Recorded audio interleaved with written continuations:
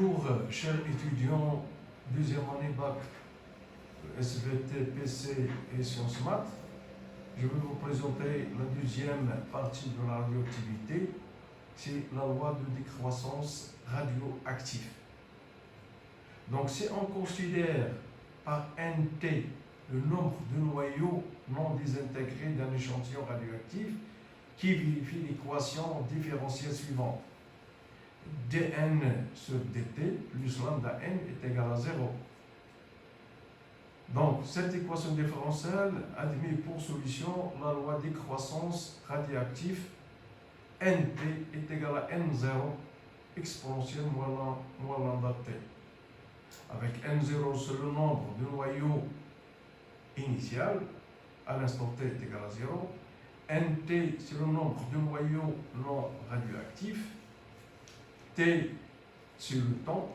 Et lambda, c'est ce qu'on appelle la constante radioactive, ou bien il est appelé par probabilité de désintégration d'un élément radioactif. Il est exprimé en seconde moins 1. Donc, je vais passer à la détermination d'un certain nombre de paramètres tels que la demi-vie radioactive. La demi-vie radioactive, ou bien T1,5, c'est le temps au bout duquel la moitié du noyau radioactif initialement présent dans l'échantillon.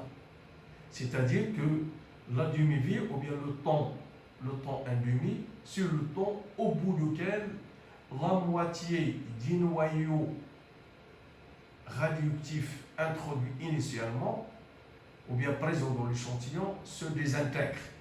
Ça veut dire que on a vu dans le diapo précédemment que Nt est égal à N0 exponentielle moins lambda t.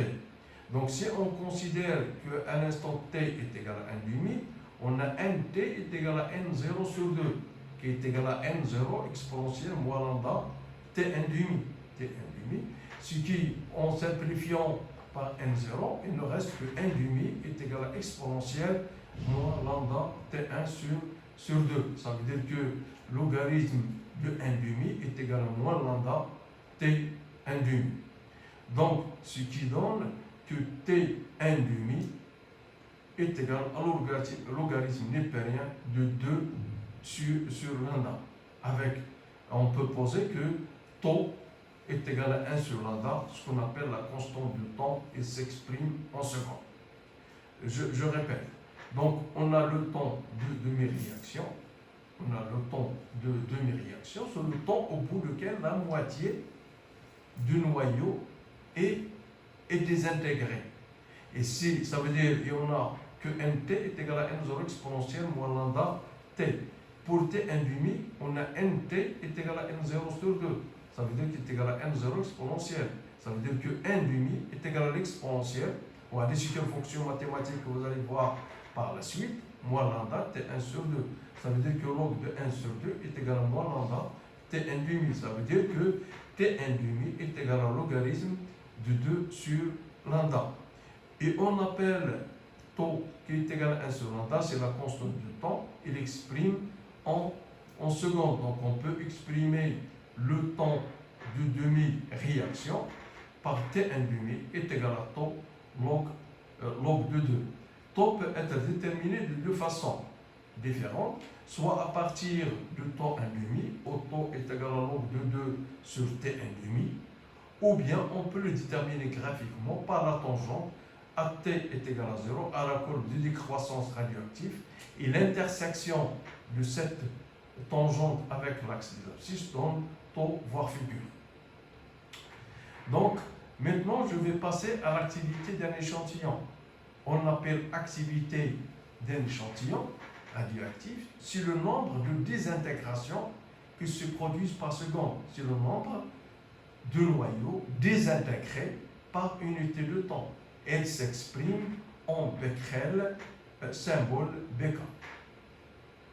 Donc, on a AT, l'activité radioactive, AT, est égale à moins Tn, et la variation du nombre de noyaux par rapport au temps est égal à lambda nt est égal à lambda n0 exponentielle moins lambda t. Avec lambda, c'est la constante radioactive ou bien la probabilité de désintégration. N0, c'est le nombre de noyaux initial. Et on a la fonction exponentielle moins lambda t que vous allez voir prochainement dans les mathématiques. À l'instant t est égal à 0, AT0 est égal à lambda n0. Donc ce qui donne que AT est égal à A0 exponentielle moins lambda t. Maintenant, je passe à la variation de NT, ou bien ce qu'on appelle la courbe de décroissance radioactive. La courbe de décroissance radioactive, comme vous voyez que sur cette courbe, elle est décroissante. Au début, on a N0, alors ce N0, il varie en fonction de temps. Et à partir de cette courbe, je peux déterminer aussi graphiquement, parce que le temps d'une réaction, soit elle peut être déterminée par calcul, comme on a vu précédemment, comme elle peut être déterminée graphiquement, c'est-à-dire on affecte à NT est égal à N0 sur 2, et on projette sur le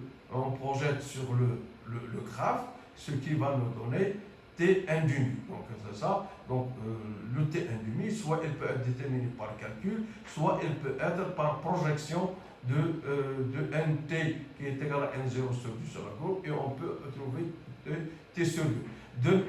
De la même façon que taux, on a dit que taux elle peut être déterminée soit par calcul, c'est-à-dire à partir de temps de mes réactions, soit on peut déterminer graphiquement, c'est-à-dire par la tangente à la courbe et l'intersection avec l'axe des abscisses. On peut déterminer taux qui est l'unité, son unité, c'est le second. Et merci pour votre attention.